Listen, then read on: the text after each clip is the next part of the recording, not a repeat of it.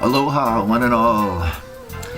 This is Kenny Wilson, transmitting from high atop the K-Dub Towers, downtown.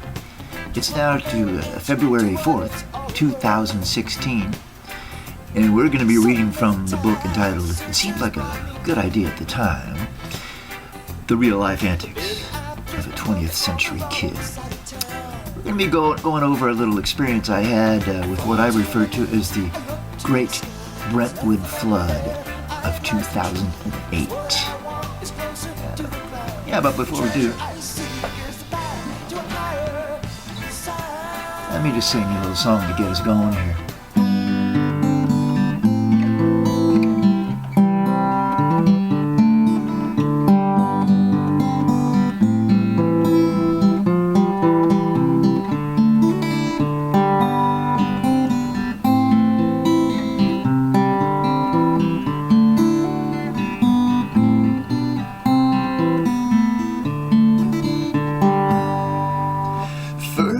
Take a small step and then take another and see you can walk.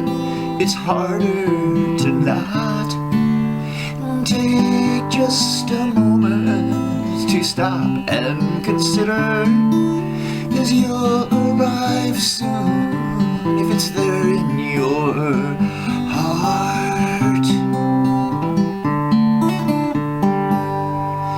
Some people choose to sail to their freedom, and some people choose not to look far beyond. But few prefer living with no one beside them, and you're no exception. No, you're not the one.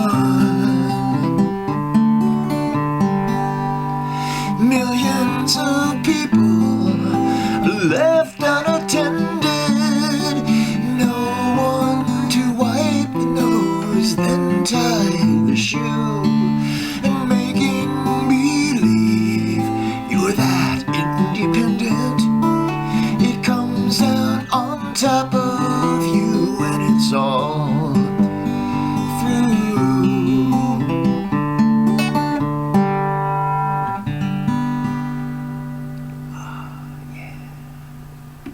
Okay, we'll be right back. Okay, here we go. This is all about the Great Brentwood Flood of 2008. So far, 2008 had been pretty good to me. My health was pretty good, my job at Trader Joe's was going well. I was financially fit enough to help out a couple of my young friends along the way.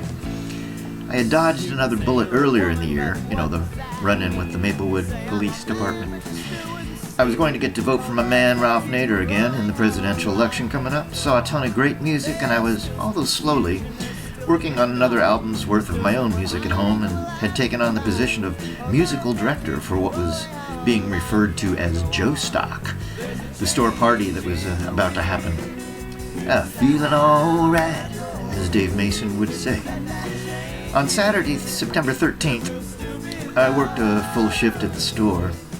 One of my favorite co-workers, Ann Ernie, had just been promoted to full-time status, which basically meant that she was entering the management level of the company. Unfortunately, she was heading off to another store in the area, so the decision had been made for some of us to get together after work, go to a bar, and hoist a few drinks in her honor. That we did, and eventually we all wandered back to our respective homes at around 1 a.m. or so. I had been a bit concerned about my friends in Houston the last few days. Of course, I had just been down there from August 19th to the 21st for the purpose of seeing and hearing Steely Dan play on the 20th. But the last few days, something called Hurricane Ike had passed through their town and messed things up quite a bit. So I was thinking about them and hoping all was all right. Well, as it turned out, that Mr. Ike didn't stop in Texas, but kept churning around up the Mississippi River and eventually made it all the way to Chicago, and I think even Canada. Very strange for a large storm like that to get that far inland. Anyway, it wasn't exactly a hurricane when it got to St. Louis, but everyone knew that there was going to be at least a lot of rain. I'm usually up pretty late on a regular basis, and that night was no exception. I probably went down around 2 or 3 a.m. and dreamed of water. No kidding. Around 7:30 or 7:45 a.m., I woke up to the sound of a pump, sounding more like a lawnmower, that had been turned on to get the water out of the basement in the building across the walkway from me.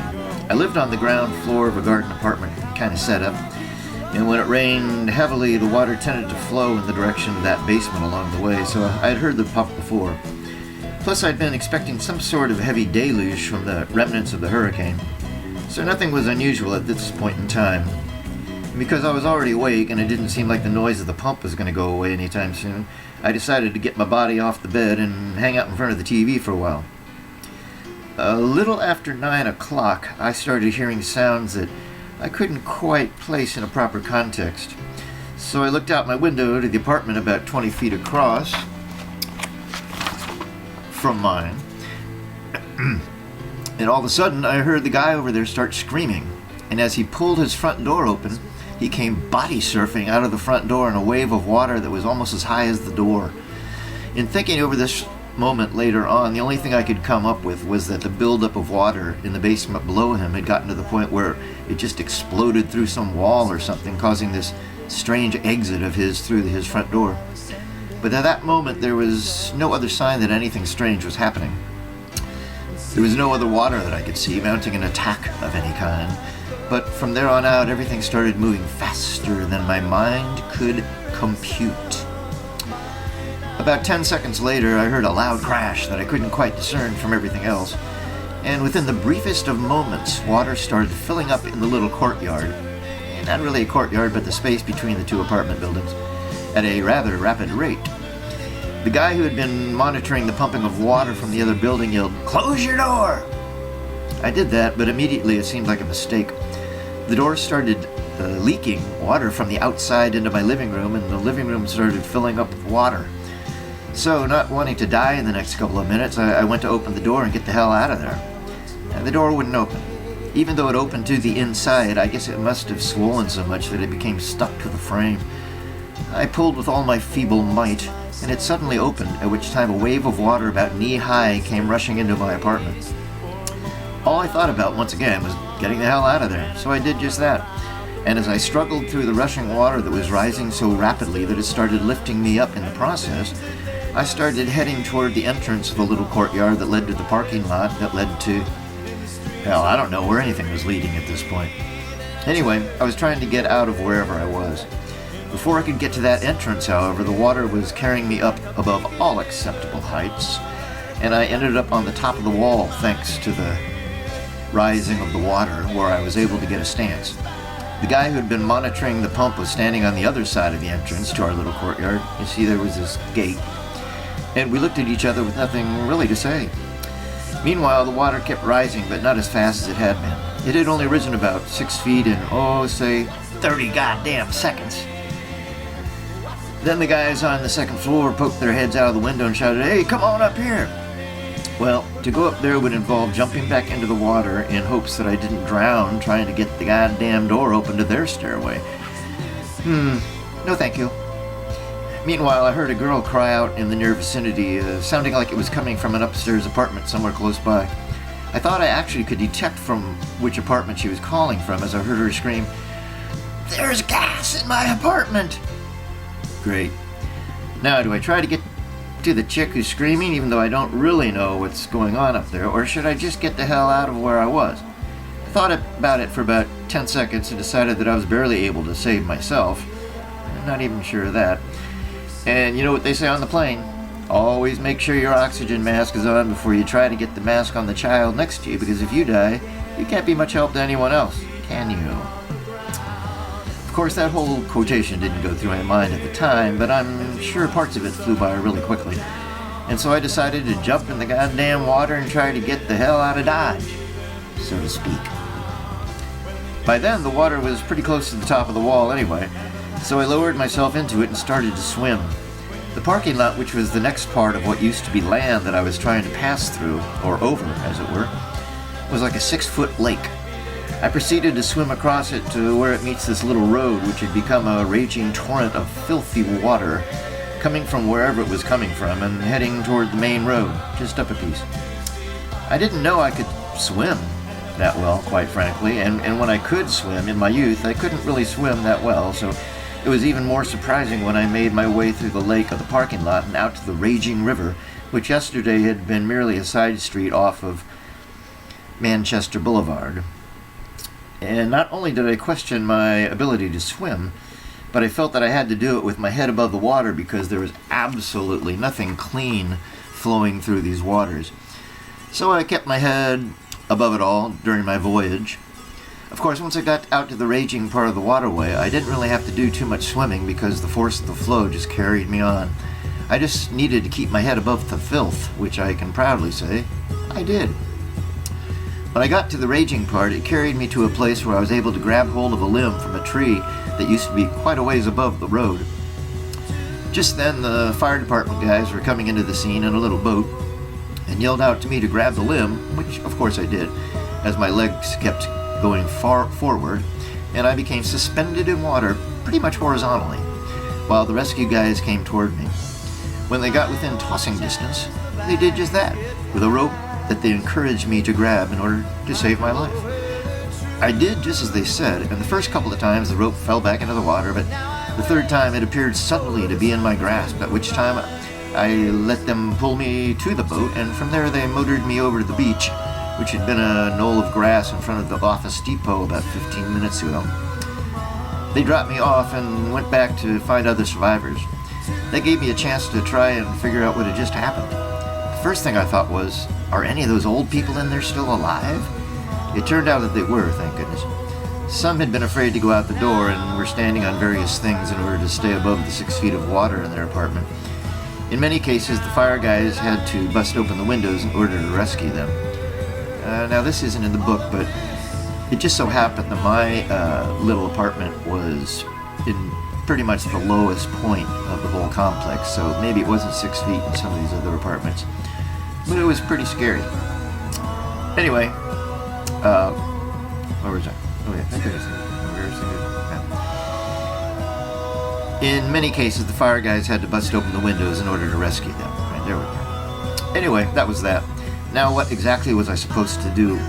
The water stayed there at that level for a while, and I decided that all of my stuff was toast anyway, so I started walking aimlessly down the main boulevard toward the store, because, well, that was the only place where I had some friends nearby. And remember, this had happened fairly early in the morning time, so I was dressed in a tank top, shorts, underwear, and that's it. No shoes, no socks, nothing but my glasses, which, when I thought about it, was kind of a miracle as well, and no wallet.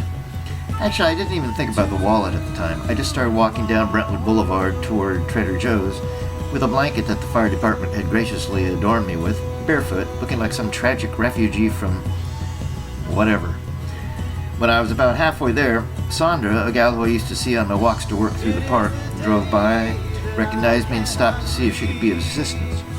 I tried to explain what had just happened, and although she only lived a few blocks from my place, she didn't have any idea what I was talking about. That ended up being the most amazing thing about this event. Not only did she not know about it, only being about a half mile from the incident, but when she dropped me off at the store and I walked in barefoot with this blanket around me, people looked at me in wonder, not knowing anything about what had just happened a mile away from them. And this was a very busy store, even on a Sunday morning. I knew my pal Azad was working, and he was the one I needed to see. Once it got around to everyone what Kenny was doing on his day off, walking around the store in a daze, they all came around to offer their condolences. I, meanwhile, went back to the food sampling station, grabbed a big cup of coffee, which I hadn't had time to prepare at my place, and proceeded to keep walking around aimlessly, waiting for Azad to convince the boss that he needed to get off work to attend to my situation. That didn't take too long, given the circumstance, and we took off not long after that.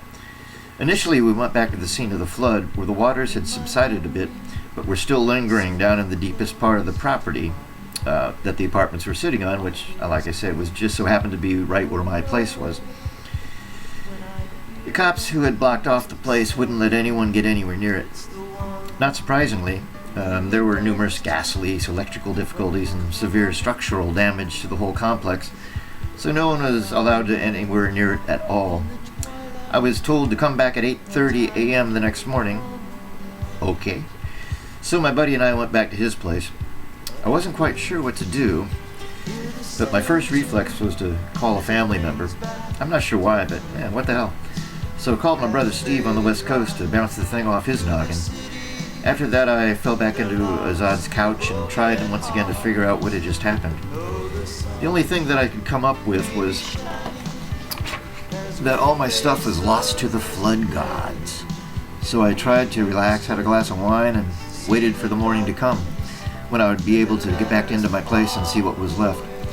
For the next 10 days or so, Azad's couch was where I slept. I think I actually kept the same tank top, shorts, and underwear on for a couple of days until my pal started giving me stuff he had to compensate for the lack of a change of clothing.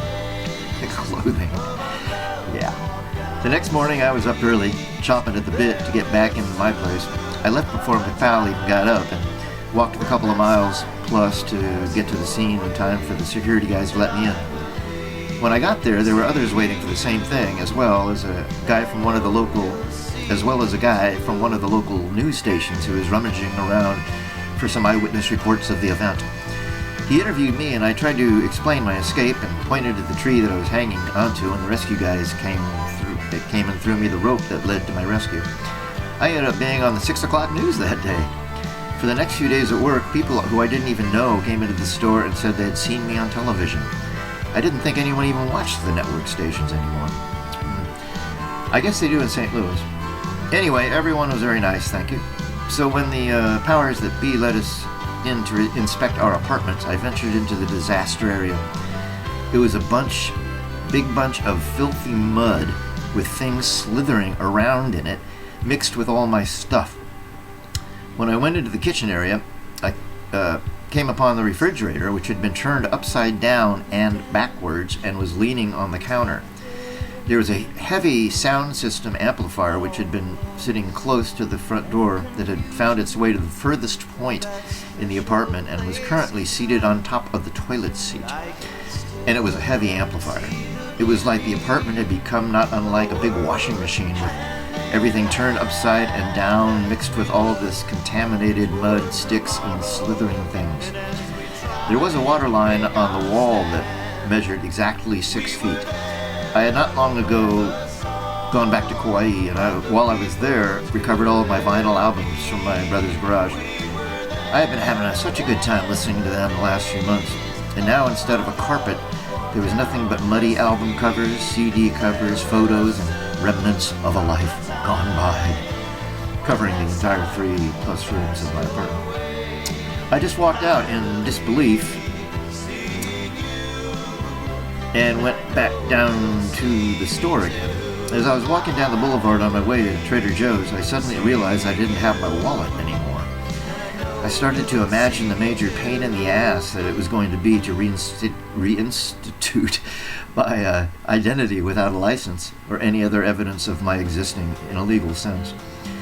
When I got to the store, the main boss man was there and took it upon himself to help me find that wallet. So he grabbed one of the other manager guys, took us out to breakfast, and afterwards we set out to find that wallet in the mud of my ex-apartment. When we got there, they both drew back and went, "Whoa!" at the sight of the carnage. They went about going through the mud on the floor in hopes of finding that damn thing. I went into the kitchen where I knew it had been laid on the counter last I saw it, moved a foot or two over to the sink, stuck my hand in the pool of mud in the sink, and lo and behold, there it was in the mud in the sink. I had no problem throwing the wallet itself into the trash, but when I saw that license and those credit cards and that Blockbuster card, I sighed a sigh of relief. It was also kind of rewarding looking at the other two guys with skanky mud all over their persons. Another dodged bullet, so to speak. Everything else is downhill after that. I lost almost everything I owned, but I had my ID. Whew. And I still had a job,